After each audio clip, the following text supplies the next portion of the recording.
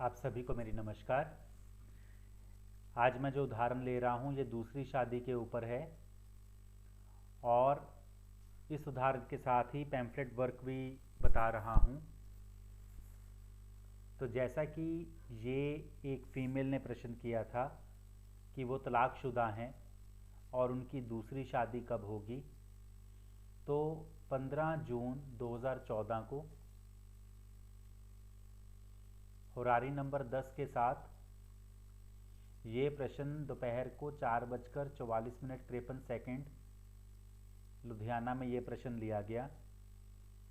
और जैसा कि आप देख सकते हैं कि मैंने पैम्फलेट वर्क में I am divorced second marriage when horary number 10 15 June 2014 16:44:53 hours Ludhiana में ये प्रश्न देखा गया।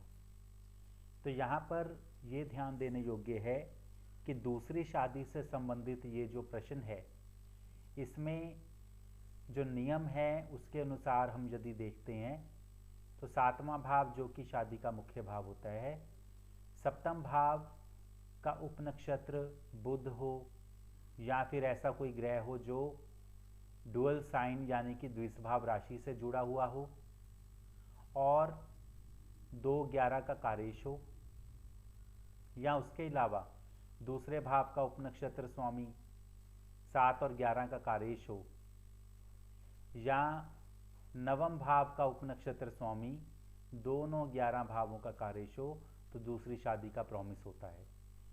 सप्तम भाव जो कि शादी का मुख्य भाव है, यदि वो बुध या द्विस्वभाव राशि से संबंधित होगा तो ऐसे में यदि तलाक होता है तो दूसरी शादी का प्रॉमिस जो है उस चार्ट में देखा जा सकता है।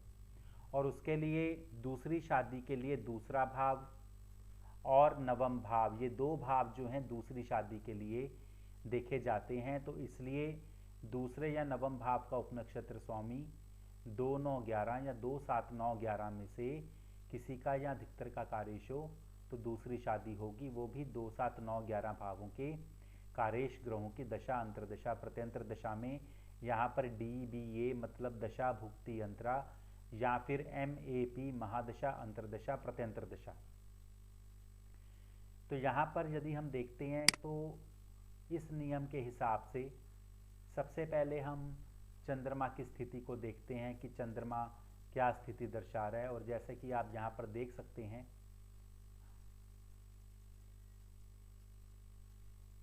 कि चंद्रमा जो है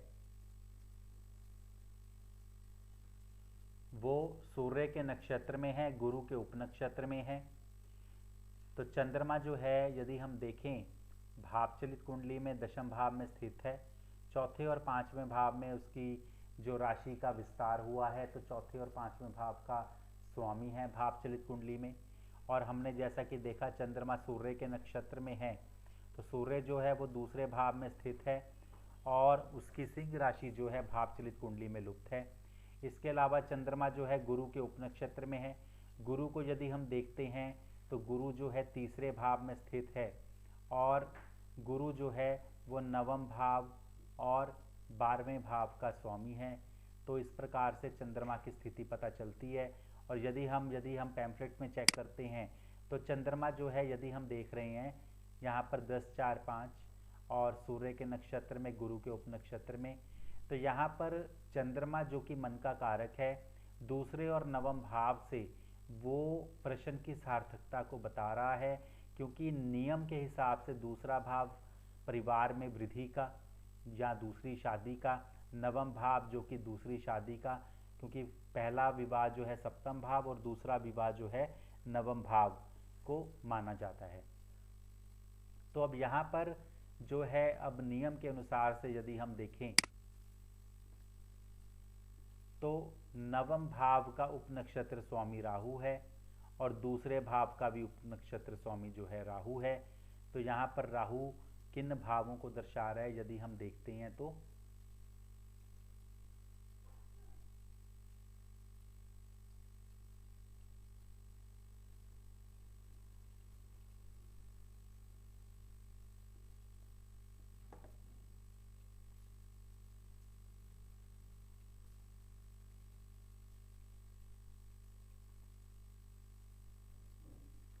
राहु यदि हम देखते हैं तो वो दूसरे और सातवें भाव का कारयिश है, मंगल के नक्षत्र में है और बुध के उपनक्षत्र में है।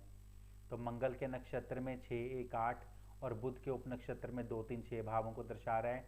अब हम राहु को, जैसा कि हमने पैम्फलेट में लिखा है, तो राहु जो है वो यहाँ पर शुक्र की राशि में 2, 7, मंगल के नक्षत्र में और बुध के उपनक्षत्र में। तो राहु जो है यहाँ पर यदि हम चेक करते हैं तो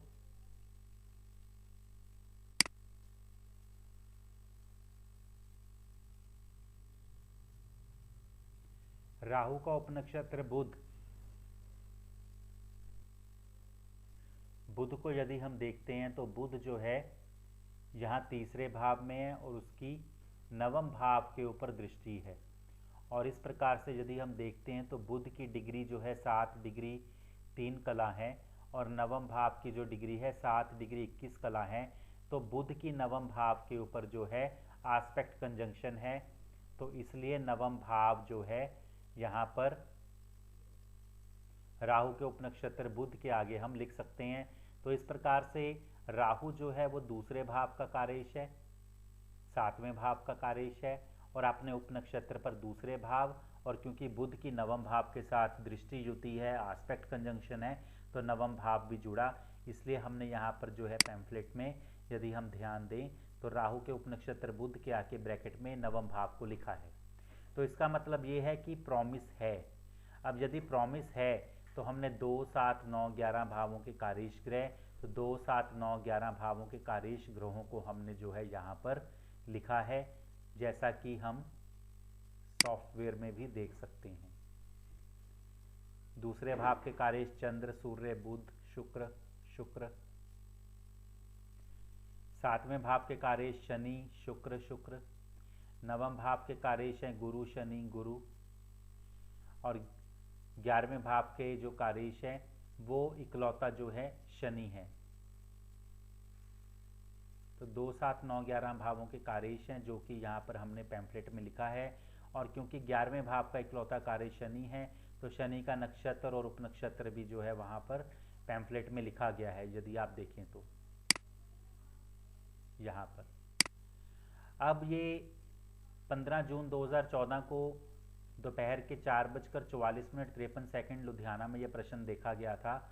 तो जो लगन का नक्षत्र स्वामी गुरु, लगन का राशि स्वामी शुक्र, लगन का उपनक्षत्र स्वामी केतु, चंद्रमा का नक्षत्र स्वामी सूर्य, चंद्रमा शनि की राशि में तो राशि स्वामी शनि, और चंद्रमा गुरु के उपनक्षत्र में तो गुरु, दिन जो है रविवार तो दिन स्वामी सूर्य और नोट्स के रूप में राहु। तो यहाँ पर ये रूलिंग ग्रह जो हैं लिए गए हैं। तो इसी प्रकार से यदि हम देखते हैं दशा को, तो 15 जून 2014 को ये प्रश्न जो है पूछा गया था। 15 जून 2014 को तो सूर्य की महादशा चल रही थी। तो 15 जून 2014 को यदि हम देखें तो सूर्य की महादशा और गुरु की अंतर्दशा, तो यदि हम पैम्फलेट में भी देखते हैं तो सबसे पहले जो है महादशा यानी कि एमडी महादशा सूर्य को लिया गया। और सूर्य जो है यदि हम देख रहे हैं तो सूर्य के जो सिग्निफिकेटर्स हैं, सूर्य दूसरे भाव का कारयिश है, मंगल के नक्षत्र में 6, 1, 8 और बुध के उपनक्षत्र में 2, 3, 6। तो महादशा स्वामी सूर्य 2, 7, 9, 11 में से दूसरे भाव का कारयिश होता हुआ अपने उपनक्षत्र पर पॉजिटिव है। सूर्य जो है यदि हम देखते हैं 2, 7, 9, 11 में यहाँ पर 2, 7, 9, 11 के कारयिश के रूप में है और रूलिंग ग्रहों में भी मौजूद है। तो इसलिए सूर्य जो है वो यदि हम देखें रूलिंग ग्रह और 2, 7, 9, 11 के कारयिश में कॉमन रूप से है और फ्रूटफुल भी है। तो इसलिए सूर्य की महादशा जो कि 22 दिसंबर 2017 तक चलेगी वो पॉजिटिव है, इसलिए हमारा इंडिकेशन यस में है। अब सूर्य महादशा में गुरु की अंतर्दशा चल रही है, तो यदि अब मैं यहाँ पर आपको सूर्य महादशा को तो हमने देखा जिस प्रकार से स्थिति थी उसकी। सूर्य महादशा में गुरु की अंतर्दशा को यदि हम देख रहे हैं तो गुरु आप देख रहे हैं 3, 9, 12, 3, 9, 12 उपनक्षत्र 2, तो ये भी पॉजिटिव है। अब यहाँ पर सूर्य महादशा में गुरु की अंतर्दशा 28 अक्टूबर 2014 तक है। तो पैम्फलेट में आप देख सकते हैं गुरु 3 9 12 3 9 12 2 7 9 11 में से नवम भाव और उप नक्षत्र पर दूसरा भाव जो कि सहायक भाव है ये दे रहा है। अंतर्दशा स्वामी पॉजिटिव है, 28 अक्टूबर 2014 तक है गुरु की अंतर्दशा। और यहाँ पर गुरु जो है अंतर्दशा स्वामी, यदि हम बात करें तो गुरु 2 7 9 11 के कारेश में है। गुरु हमारे रूलिंग ग्रहों में भी मौजूद हैं, इसलिए कॉमन है और पॉजिटिव है। 28 अक्टूबर 2014 तक ये पॉजिटिव है, इसलिए रेस का इंडिकेशन दिया गया। तो महादशा स्वामी सूर्य, अंतर्दशा स्वामी गुरु जो है पॉजिटिव है। अब बात आती है प्रत्यंतर दशा की। तो प्रत्यंतर दशा जो है, यदि हम देखते हैं कि 15 जून 2014 को यह प्रश्न पूछा गया था, तो उस हिसाब से यदि हम देखते हैं तो